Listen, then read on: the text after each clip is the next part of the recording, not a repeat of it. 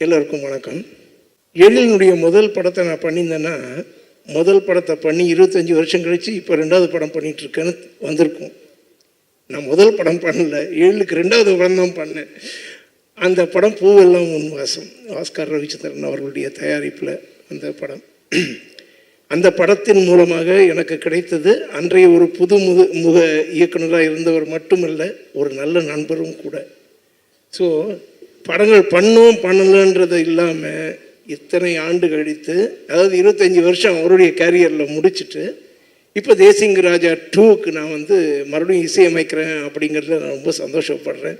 மீண்டும் அதாவது பூவெல்லாம் முன் வாசம் பாடல்கள் எல்லாருக்கும் தெரிந்த ஒரு விஷயம். அதை எவ்வளோ தூரம் மக்கள் ரசித்து இருக்கிறார்கள், கொண்டாடி இருக்கிறார்கள் என்பது எனக்கு தெரியும். எனக்கு இந்த இடத்துல ஒரு சின்ன விஷயம் சொல்லணும். என்னென்னா, இந்த 25 ஏடில்ன்றது, அதாவது ஒரு இயக்குனராக இருக்கட்டும், ஒரு இசையமைப்பாளராக இருக்கட்டும், யாராக இருக்கட்டும், அவர் ஒரு படைப்பாளி இல்லையா? ஒரு படைப்பாளி. அப்போ அதுக்கு 25, 35 கணக்கு வராது. 85 வயசுக்கும் அவர் ஒரு ஹிட் படம் கொடுக்கணும். எந்த படைப்பாளியாக இருந்தாலும் அவங்க கொடுக்க முடியணும். So age is no bar for creation. So ஒரு என்ன சொல்கிறது, அந்த 25 தாண்டி வந்திருக்கக்கூடிய, அதாவது 25 இயர்ஸ், இட்ஸ் என்ன ஆல்மோஸ்ட் ஒரு குவார்ட்டர் ஆஃப் ஒரு லைஃப் டைம். அதை திரைப்படங்களில் இருந்து தான் நேசித்து தான் வளர்ந்த திரைப்படங்களில் வெற்றி படங்களாக கொடுத்து, அதுவும் எனக்கு தெரிஞ்சு அவர் பண்ணது எதுவுமே பெரும் பட்ஜெட்டில் எந்த படங்களும் பண்ணலை. அவர் பண்ணது எல்லாமே he has helped so many good producers come with good films, and he has given good films for the Tamil audience. தொடர்ந்து உங்களுடைய வெற்றி தொடர வேண்டும். இந்த படம் மாபெரும் வெற்றி அடைய வேண்டும். இதில் நடித்த அனைவருக்கும், I think Vimal, I am doing a second picture for Vimal, and I wish all the technicians, எல்லாருக்கும் என்னுடைய பாராட்டுக்கள். இந்த படம் வெற்றி அடைய உங்களுடைய எல்லாருடைய வாழ்த்துக்களும் தேவை. Thank you very much. Thank you sir. இந்த எழிலனோட 25 ஆண்டு விழாவும் தேசிங்க ராஜா பட 2 ஃபர்ஸ்ட் லுக் வெளியீடு இந்த நிகழ்ச்சியில் கலந்துக்கிறதுல ரொம்ப சந்தோஷமாக இருக்குது. இந்த நிகழ்ச்சியை ஏற்பாடு செய்த ப்ரொடியூசர் ரவிச்சந்திரன் சார் அவர்களுக்கும் அந்த டீம் எல்லாருக்கும் என்னோட நன்றி. அப்புறம் எழில் சார் கூட தேசிங் ராஜா பண்ணிவிட்டு இப்போ தேசிங் ராஜா 2 பண்ணுறேன். ஆமாம், அந்த படத்தோடு இந்த படத்துக்கு ரொம்ப இன்னும் எதிர்பார்ப்பு ரொம்ப இருக்குது. அதுமாரி இந்த படத்தில் அவ்வளோ ஆர்டிஸ்ட் நடிச்சிருக்கிறாங்க. ஒரு காட்சியாக இருந்தாலும் அது ஒரு ஆர்டிஸ்டாக போடணும்னு சொல்லி கிட்டத்தட்ட ஒரு 45-50 பேர் ஆர்டிஸ்டாகவே அதில் நடிச்சிருக்கிறாங்க. அந்தளவுக்கு இது பெரிய ஒரு நடிகர் பட்டாலுமே கொண்ட இந்த படம். எப்போவுமே ஒரு அண்ணன் ஷூட்டிங் போனோம்னா ஜாலியாக இருக்கும். இந்த சில ஷூட்டிங் தான் போகும்போது ரொம்ப சந்தோஷமாக போவோம், ரொம்ப ஜாலியாக இருக்கும். அதுமாரி எழில் அண்ணன் இந்த ஷூட்டிங் போகும்போது அவ்வளோ சந்தோஷமாகவும் ரொம்ப எனர்ஜியாகவும் இருக்கும். அந்த மாதிரி எல்லா நடிகர்களையுமே ஒரு யாரையுமே வேஸ்ட் பண்ணக்கூடாதுன்னு நினைப்பார். சின்ன கேரக்டர் பண்ணாலும் சரி, பெரிய கேரக்டர் பண்ணாலும் சரி, எல்லாத்துக்கும் டைலாக் வரணும், எல்லாரும் ஸ்கோர் பண்ணணும் அப்படின்னு சொல்லி எல்லாத்துக்கும் ஒரு ஃப்ரீடம் கொடுக்கக்கூடிய டைரக்டர் அவரோட இன்னொன்று எவ்வளோ படம் பண்ணாலும் போர் அடிக்காது.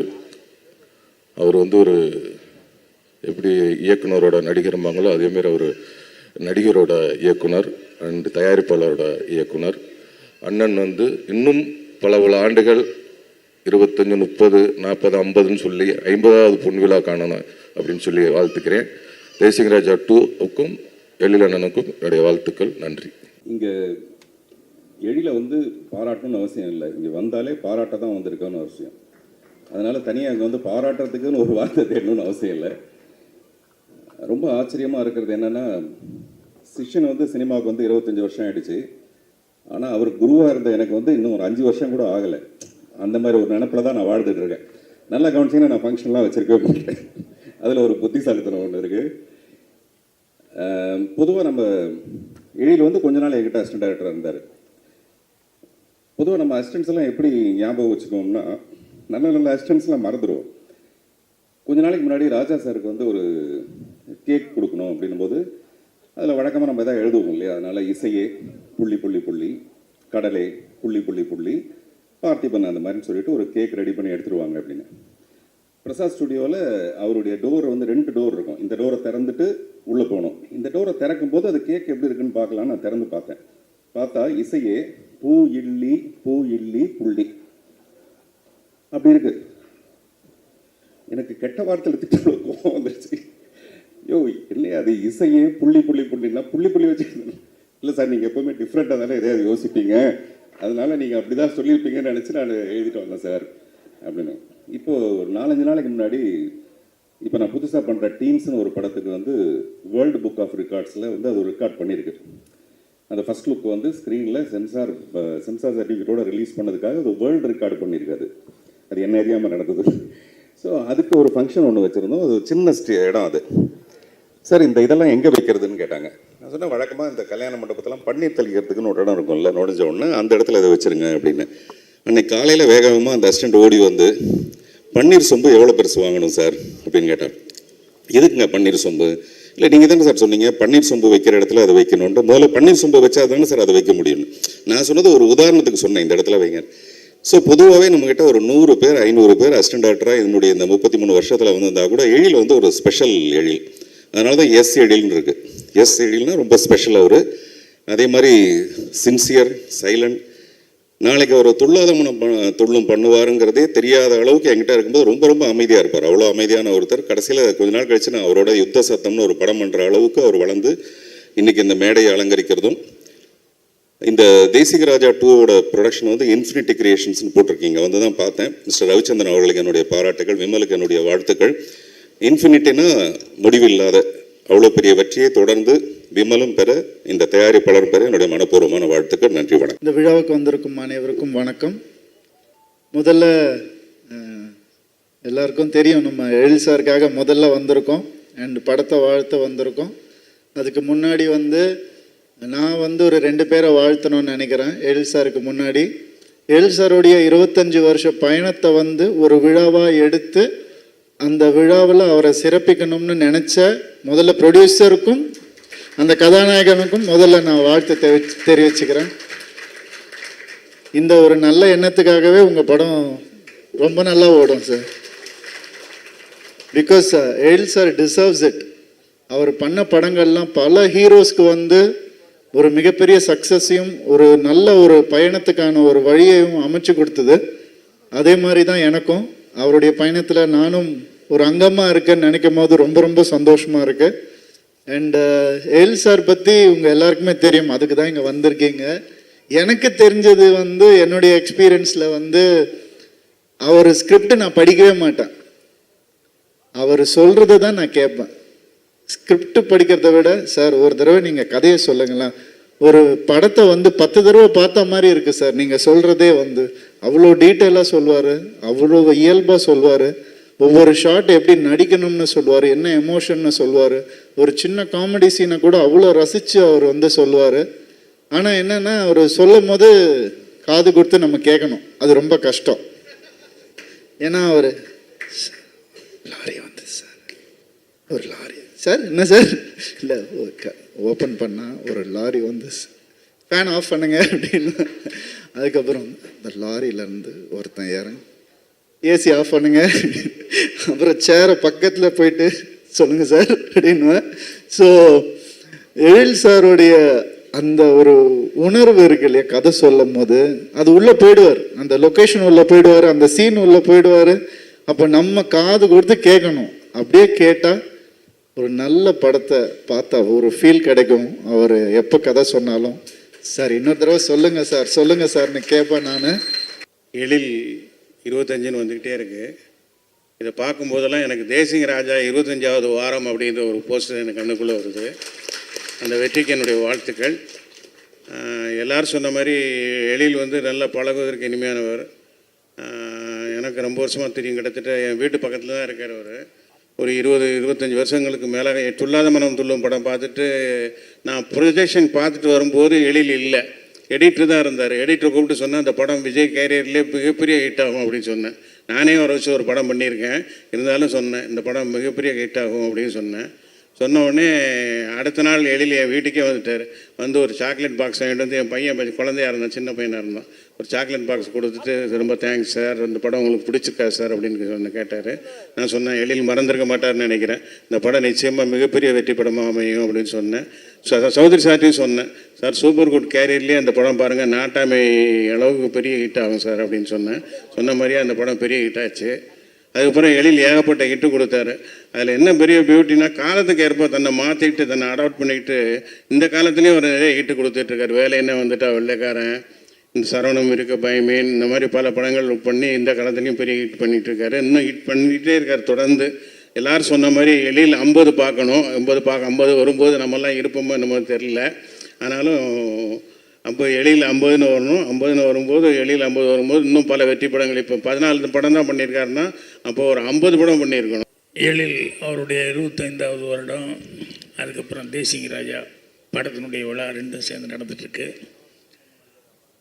எழில் அவர்களை முதல் திரைக்கு கொண்டு வந்த இந்த சந்தர்ப்பம் கொடுத்த சௌத்ரி சாருக்கு மனமார்ந்த நன்றி முதல் தெரிவிச்சுக்கணும்.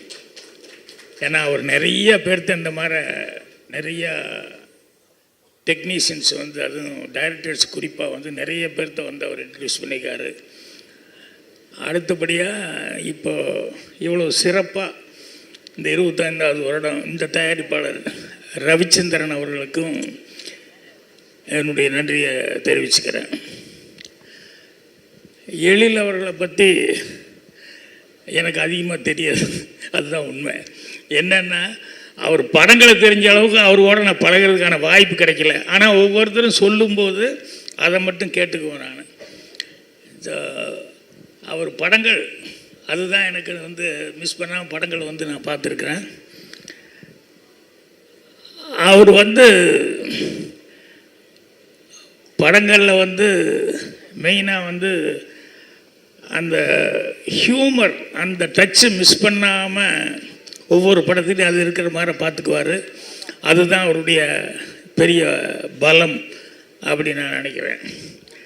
இப்போ அவர் படத்தில் மட்டும் ஹியூமர் இல்லை, நான் ஒரு ஃபங்க்ஷனுக்கு வரும்போதே ஹியூமராக தான் இருந்தது. என்னென்னா புறப்பட்டேன், முதல்ல இன்றைக்கி வெளியூர் இருக்கிறதா இருந்தேன், அப்புறம் இன்றைக்கி வெளியூர் போகிறது கேன்சல் ஆச்சு. அதுக்கப்புறம் காலையில் கேட்டேன், இல்லைங்க நான் வந்துடுறேன் அப்படின்னேன். புறப்படுற நேரத்தில் என்னுடைய மனைவி பொன்மாணிக்க வந்தார். வந்தோடனே புறப்படுறீங்களா? ஆமாம் சார் வந்துடுறேன் மனைவி அப்படின்னேன். கரெக்டாக வந்துடுங்க அப்படின்னு சொல்லிட்டு அவர் ஏதோ ஒரு இடம் சொன்னார். இல்லையே இங்கே தானே அப்படின்னு சொல்லிட்டு நான் கேட்டேன். இல்லை தெளிவாக வேற ஒரு இடத்த சொன்னார். அப்புறம் என்ன மனைவி கொஞ்சம் கரெக்டாக இது பண்ணிக்கோ. இல்லை எனக்கு பிஆர்ஓ ஜான்சன் கரெக்டாக அனுப்பிச்சிட்டார் சார், நான் கையிலே வச்சிட்ருக்கேன், 4th ஃப்ளோரு அப்படின்னாரு. என்னடா இது அப்படின்னு சொல்லி கன்ஃபியூஸாக இருக்குது அப்படின்னு சொல்லிட்டு அப்புறம் எதுக்கு இன்னொரு தடவை செக் பண்ணுங்க அப்படின்னேன். அப்புறம் செக் பண்ணிவிட்டு அவரை திட்டிகிட்டு இருக்காரு, இவரை திட்டிக்கிட்டு இருக்காரு. அப்புறம் கடைசியில் இல்லை இங்கே தான் இந்த ஹோட்டலில் தான் அப்படின்னாங்க. அப்புறம் வந்ததுக்கப்புறம் பார்த்தா நான் நேராக அப்படி போயிட்டேன்.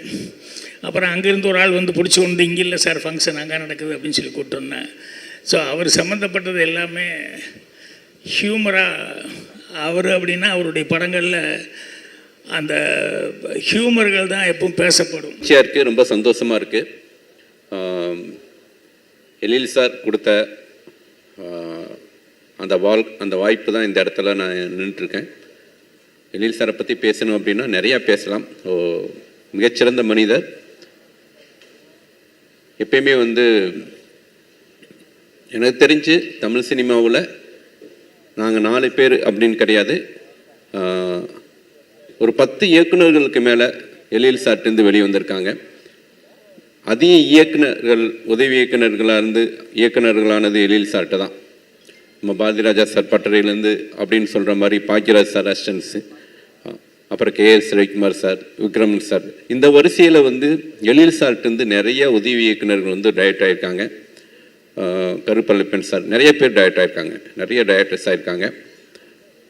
என்ன ஒரே ஒரு காரணம் அப்படின்னா, எழில் சார் கற்றுக் கொடுக்குற ஒரு விஷயம், அவர் கற்றுக் கொடுக்குறதில்ல, அவர் கூட இருந்தாவே நம்ம கற்றுக்கலாம்.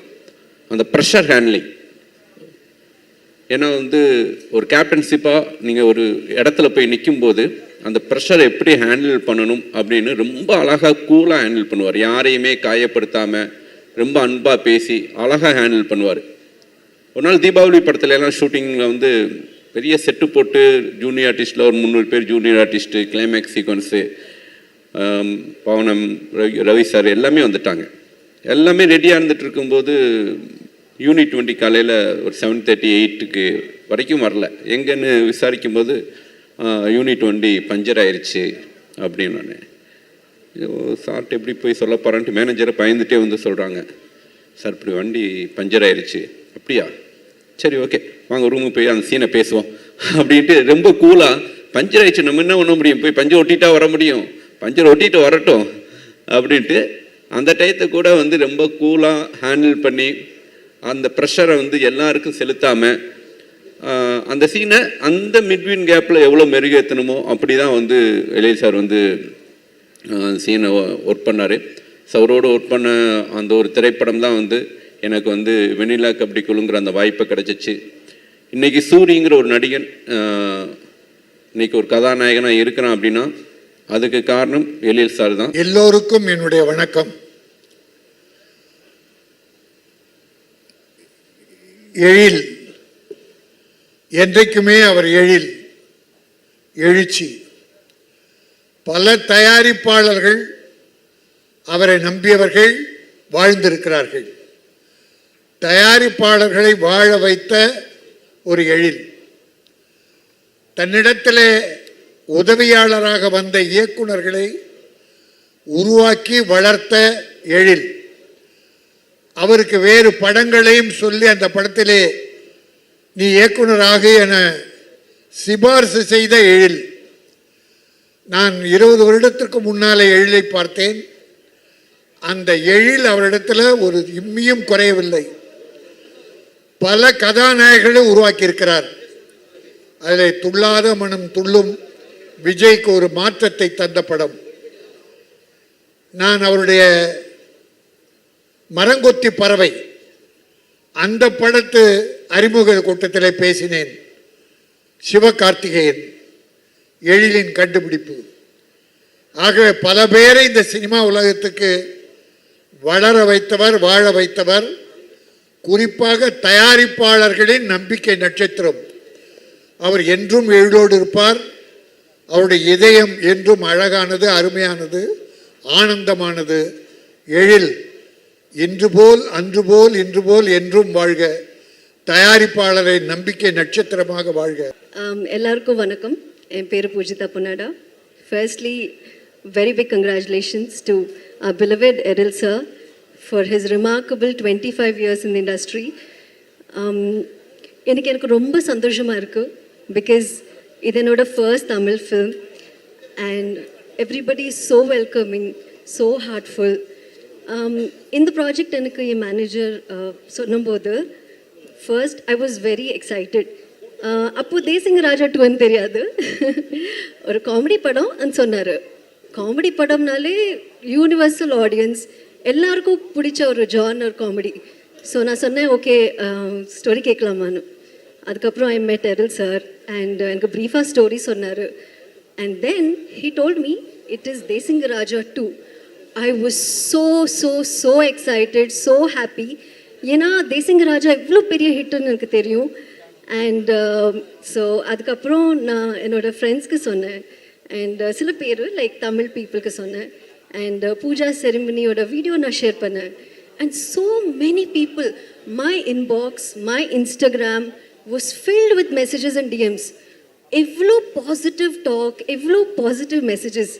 எனக்கு ஆக்சுவலி அப்போ தான் தெரிஞ்சது how much people love Ezhil sir and his movies. And I am very, very lucky, very privileged to be working with such a wonderful, experienced and very senior team of technicians, artists, everybody. Thank you so much for the opportunity.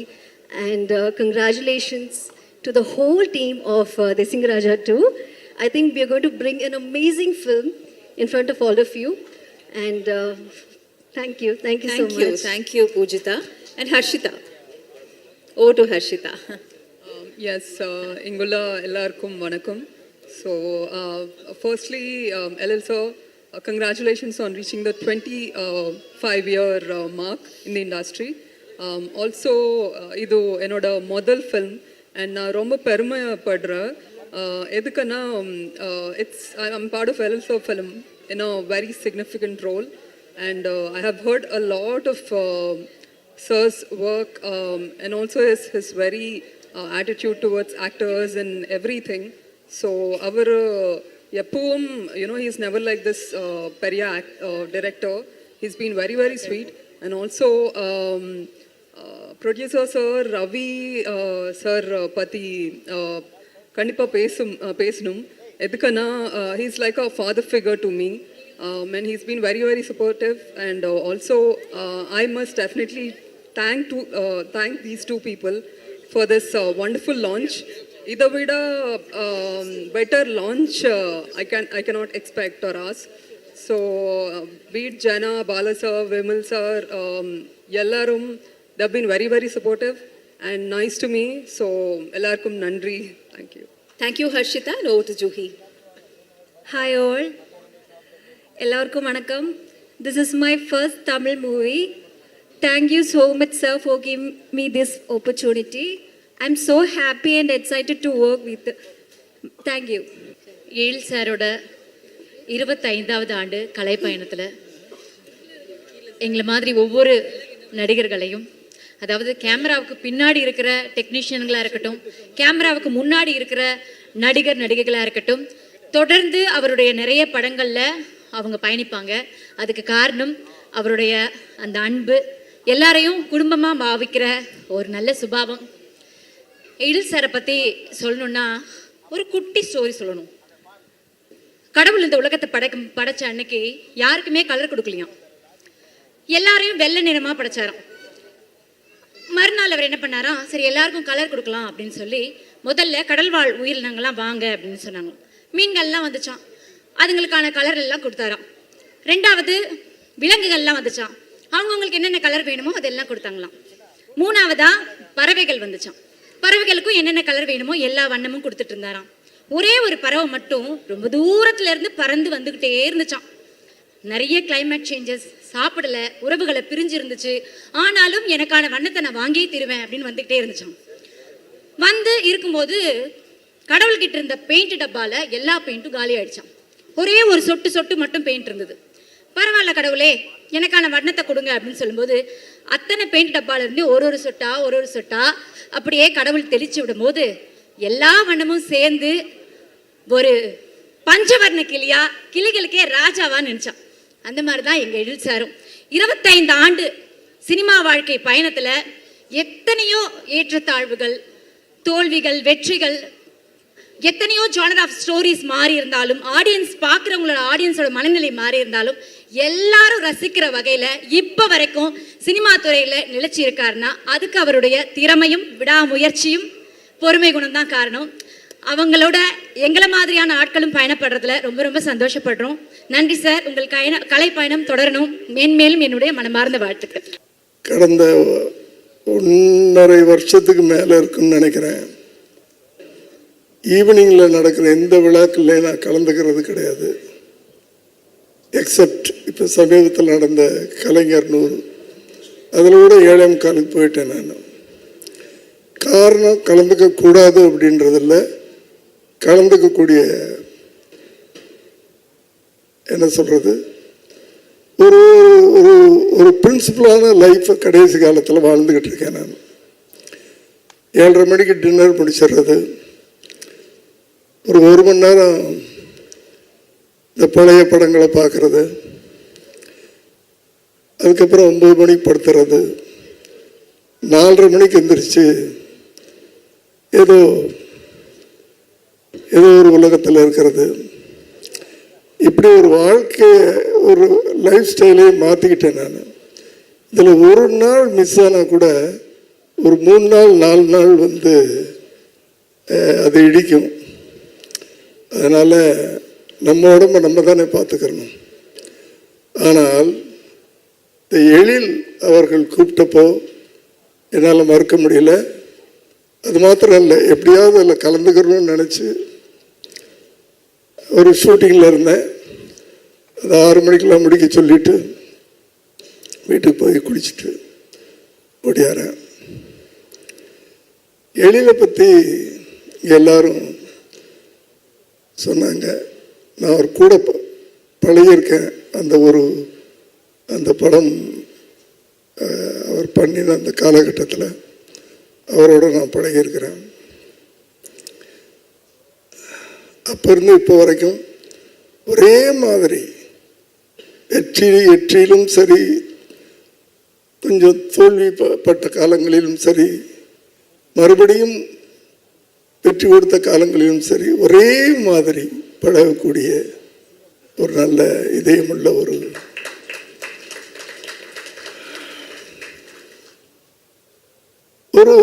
திரைப்படம் ஒரு வெற்றி பெறுது அப்படின்னு சொன்னால்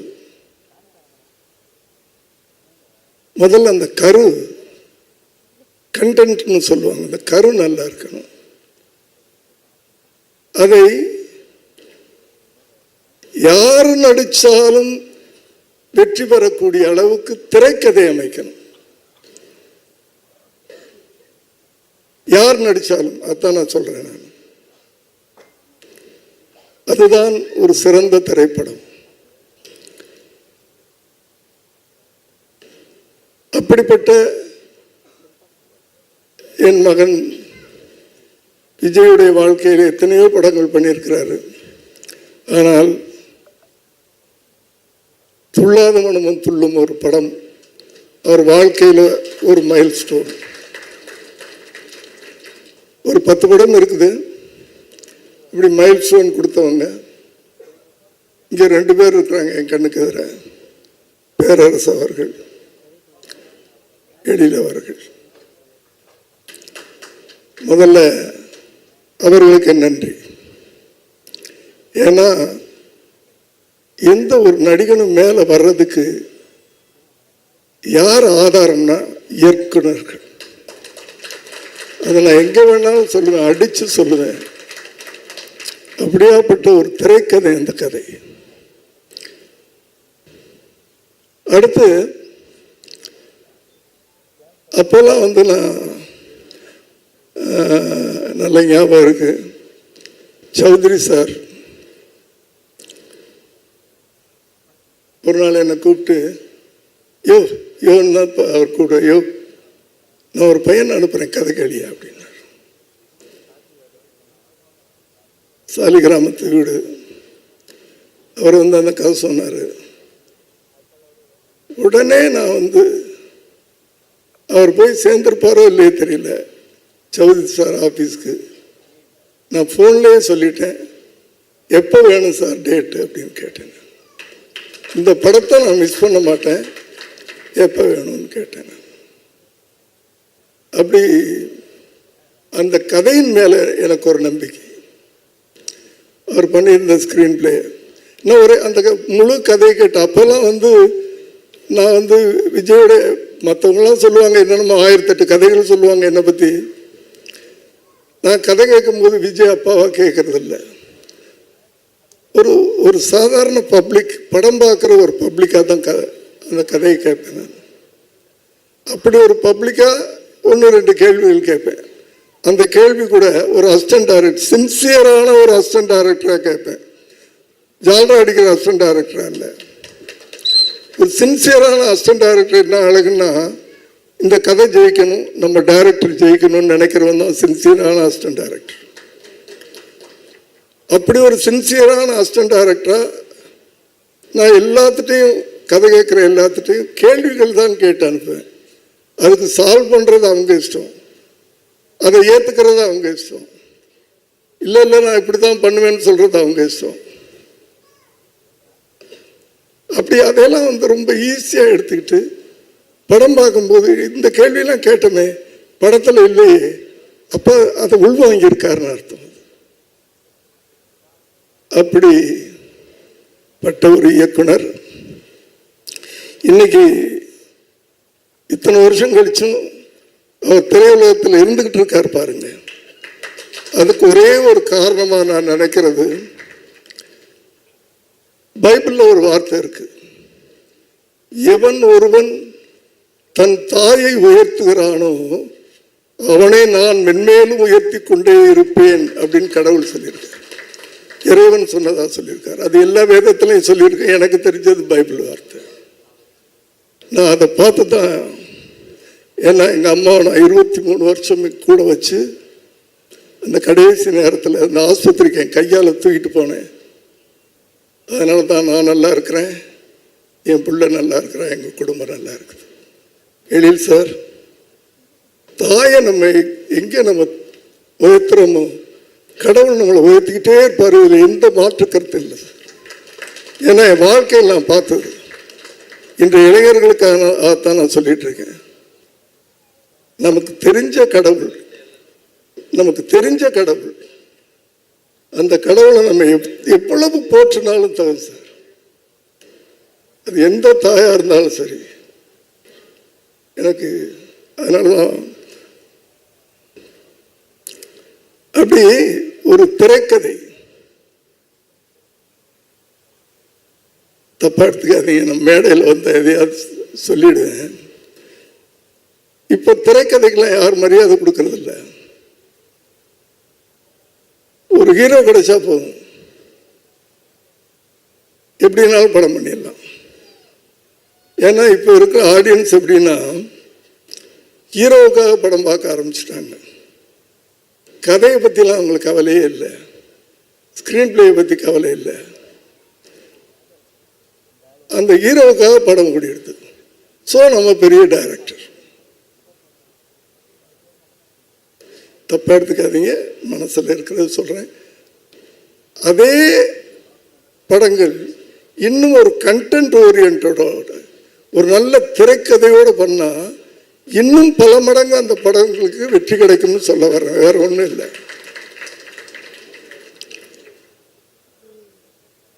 சமீபத்தில் ஒரு படம் பார்த்துட்டு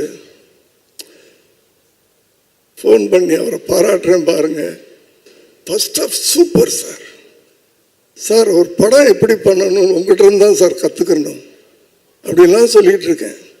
அதெல்லாம் கேட்டுக்கிட்டு இருக்காரு. செகண்ட் ஹாஃப் கொஞ்சம் சரியில்லை சார் அப்படின்னு சொன்னால், சார் நான் சாப்பிட்டுக்கிட்டு இருக்கேன் அப்படின்னாரு. அது வரைக்கும் கேட்டுட்டு இருந்தவர் நான் சாப்பிட்டுட்டு இருக்கேன்னு சொல்லலை, செகண்ட் ஹாஃப் ஒரு மாதிரி இருக்குது சார், இவ்வளோக்கு 5 நாளைக்கு முன்னாலே அந்த ஃபர்ஸ்ட் காப்பி பார்க்குறேன் சார். இப்படி இந்த மதங்களில் இந்த நம்பிக்கையெல்லாம் கிடையாது சார். அதுவும் ஒரு தகப்பனே வந்து தன் பிள்ளைய வந்து இது பண்ணுறதுலாம் சார், நான் சாப்பிட்டுட்டு இருக்கேன் அப்புறமா கூப்பிட்றேன் சார் அப்படின்னு கட் பண்ணிட்டார். அப்புறம் கூப்பிடவே இல்லை. ஆனால் படம் ரிலீஸ்க்கு பிறகு எல்லாரும் வச்சு செஞ்சாங்க. எதுக்கு சொல்கிறேன்னா, இந்த நம்ம சொல்கிறத ஃபீட்பேக் அவங்க எடுத்துக்கிட்டு அதை மாற்றி இருக்கலாம். அதுக்கு டைம் இருக்குது, 5 நாள் டைம் இருக்குது. அத்தனை விமர்சனங்களும் நான் சொன்னதை சொல்லியது அந்த படத்தில். அதுக்கு சொல்ல வந்தேன் நான். அவங்களுக்கெல்லாம் இந்த விமர்சனங்களை தாங்கிக்கிற தைரியம் இல்லை, பக்குவம் இல்லை. இதே நான்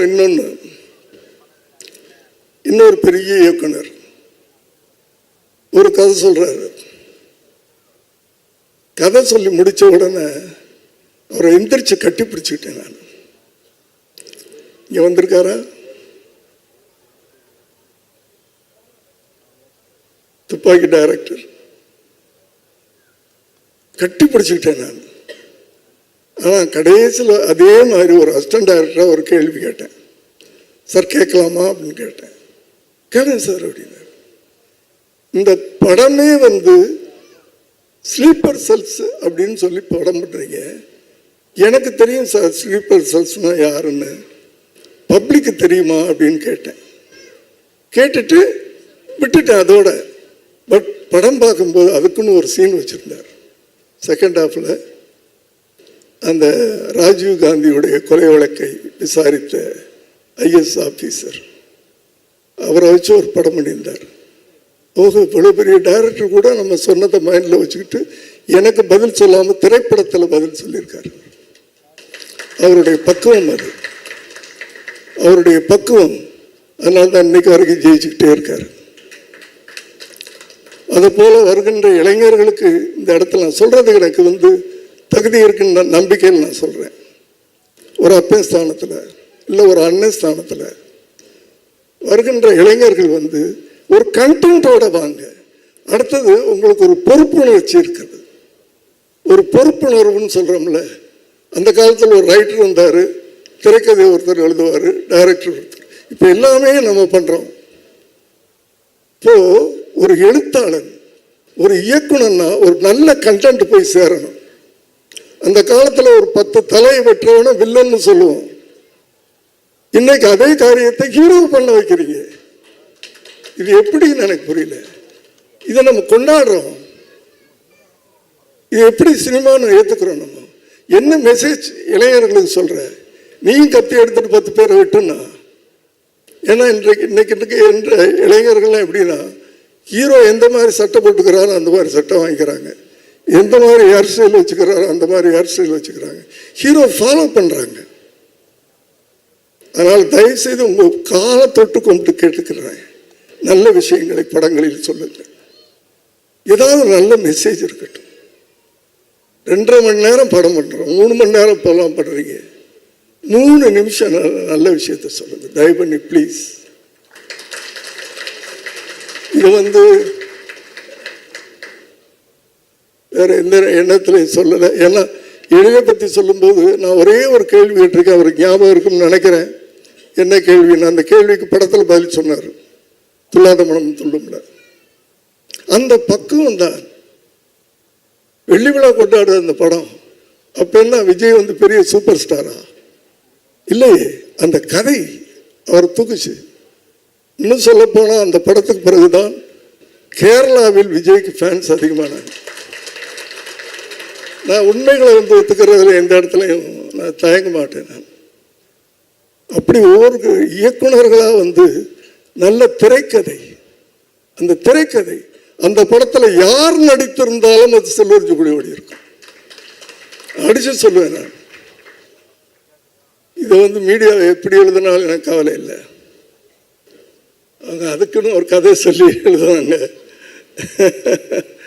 ஏன்னா அவங்களுக்கு அதுக்கு அப்படி ஒன்று எழுதுனா தானே வியூஸ் கிடைக்கும்.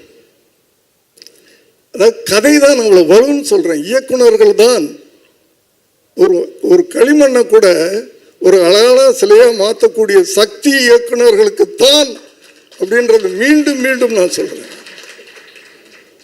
அந்த இயக்குனர்களையும் நான் திரும்ப கேட்டுக்கிறேன், அதுக்காகத்தான் கேட்டுக்கிறேன். உங்க கையில் இருக்குது, உங்க கையில் ஒவ்வொரு ஹீரோவும் கிடைக்கும் போது உருவாக்குற கடமை உங்ககிட்ட இருக்குது. அதே நேரத்தில் சமுதாயத்தின் மீது ஒரு பொறுப்புணர்ச்சி இருக்குது. அந்த பொறுப்புணர்ச்சி ஒரு ஹீரோ என்னென்ன பண்ணலாம் படத்தில். எம்ஜிஆருடைய தனி வாழ்க்கை யாருக்கும் தெரியாது. ஆனால் சினிமாவில் ஏதாவது ஒரு காட்சியில் அவர் தண்ணி அடிச்சு பார்த்துருக்கீங்களா? நான் சொல்றது ட்ரிங்க்ஸ், தண்ணின்னா வேற தண்ணி. மதம் அருந்தி பார்த்துருக்கிறீங்களா ஒரு படத்துலையாவது? ஏன் அதை பண்ணல? அவரை ஃபாலோ பண்றதுக்கு கோடான கோடி தமிழர்கள் இருந்தாங்க, இளைஞர்கள் இருந்தாங்க. ஆகவே இதையெல்லாம் நீங்கள் எழுத்தாளர்கள், நீங்க தான் ஸ்கிரீன் பிளே பண்றீங்க, நீங்க தான் டைரக்ட் பண்றீங்க.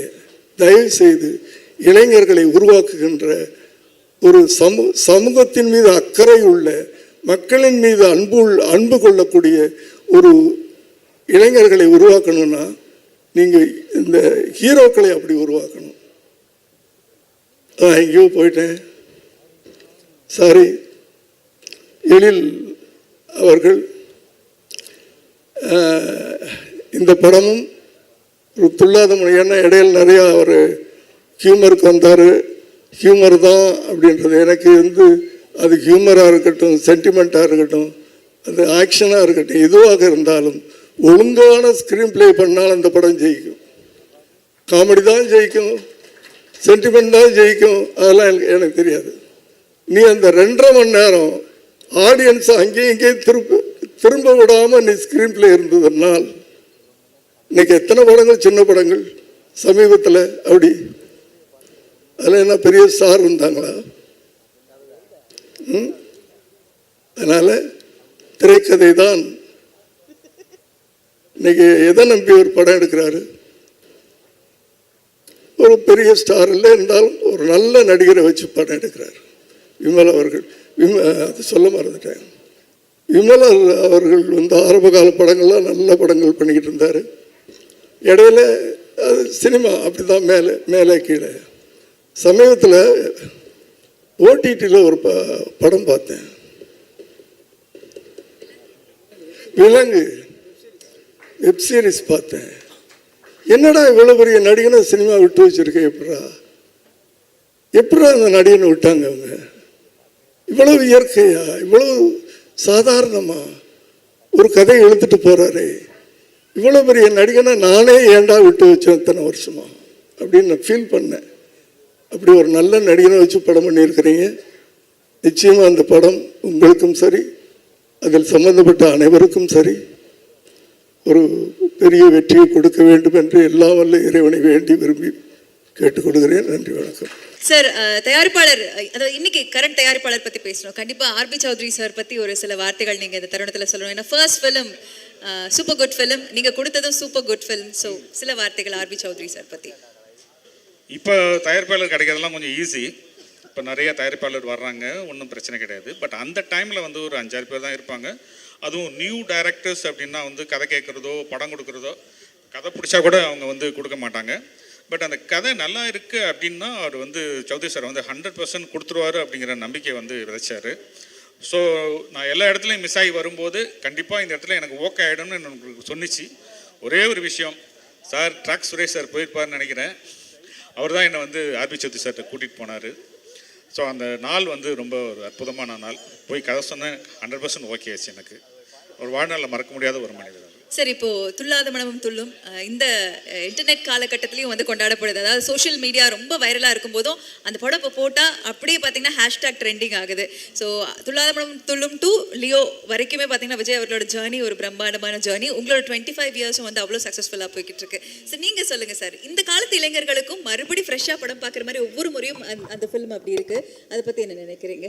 இல்லை, எனக்கு ஆச்சரியமாக தான் இருக்குது. இப்போ திரும்ப எத்தனை தடவை டெலிகாஸ்ட் பண்ணாலும் துள்ளாத மனம் துள்ளும் எல்லாரும் உட்காந்து பார்க்குறாங்க. ஒரு படம் அப்படிங்கிறது ஜென்ரேஷனை தாண்டி இருக்கணும்னு நான் நினைக்கிறேன். ஸோ அந்த மாதிரி தான் என்னுடைய காமெடி படங்கள்லாம் அடுத்தடுத்த கட்டத்துக்கும் போயிட்டே இருக்கு. ஓகே சார், எல்லா ஆக்டர்ஸ் பற்றி பேசும்போது உங்களோட படத்தில் ஒர்க் பண்ண எல்லா ஆக்டர்ஸுமே பார்த்தீங்கன்னா ஒரு சூப்பர் ஹீரோஸாக மாறிடுறாங்க. அதுக்கு example Vijay sir and Ajith sir. Poovellam Unvasam இப்போவும் சரி, அவருடைய ஜேர்னியும் ரொம்ப அழகு. ஸோ நீங்கள் சொல்லுங்கள் சார், பூவெல்லாம் உன்வாசம் பற்றி சில ரீகால், உங்களுக்கு மறக்க முடியாத memory working with Ajith sir. அப்போ நான் பூவெல்லாம் உன்வாசம் பண்ணும்போது அது ஒரு ஃபேமிலி ஸ்டோரி.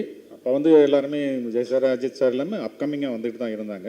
அந்த படத்துக்கு அவ்வளோ பெரிய ஒரு பட்ஜெட்டு, அவ்வளோ பெரிய மியூசிக் எல்லாமே பண்ணுறதுங்கிறது எனக்கு இப்போ சரியான தயாரிப்பாளர் கிடைக்கல. ஆஸ்கார் ரவி சார் தான் அதை பண்ணார். 2 வீடு கட்டணும் அப்படின்னு சொன்னேன். ஒரிஜினல் வீடே கட்டிக்க அப்படின்னு சொன்னார். நான் செட்டு தான் போட்டேன், எக்ஸ்டீரியரில் போட்ட ஒரு மிக பிரபாகர் ஆர்ட் டைரக்டர் தான் போட்டார். வில்சன் வந்திருந்தான், அவர் தான் கேமராமேன்.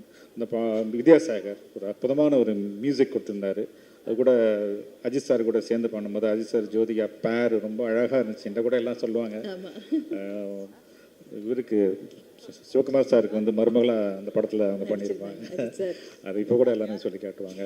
ஒரு அற்புதமான ஒரு படம் அது. சார், விஜய் சார் சமீபமாக பார்த்தீங்களா நீங்கள்? அதற்கப்புறமா நல்ல வேலை கேட்டீங்க, நான் எழுதி வச்சுருந்தேன், மறந்துட்டேன். இந்த ஃபங்க்ஷன் சம்மந்தமாக பார்க்கணுன்னு சொல்லியிருந்தப்போ என்னை உடனே வர சொல்லியிருந்தார் சார். போய் உட்காந்து பேசுகிறேன், இதை பற்றி பேசுவார், அதை பற்றி பேசுவார். எல்லாம் இப்போ பண்ணிகிட்டு இருக்கிற படம், இந்த படத்தோட தயாரிப்பாளர், அவர் என்ன பண்ணியிருக்கார் சிங்கப்பூரில், இவ்வளோ டீட்டெயில் கேட்டு ரொம்ப நாட்களுக்கு அப்புறம் மனமிட்டு பேசிகிட்டு இருந்தார் Vijay sir. Thank you Vijay sir, உங்களோட பிஸி ஷெட்யூலில் என்னை கூப்பிட்டு உட்கார வச்சு இவ்வளோ விஷயம் என்கிட்ட பேசுனது நன்றி சார்.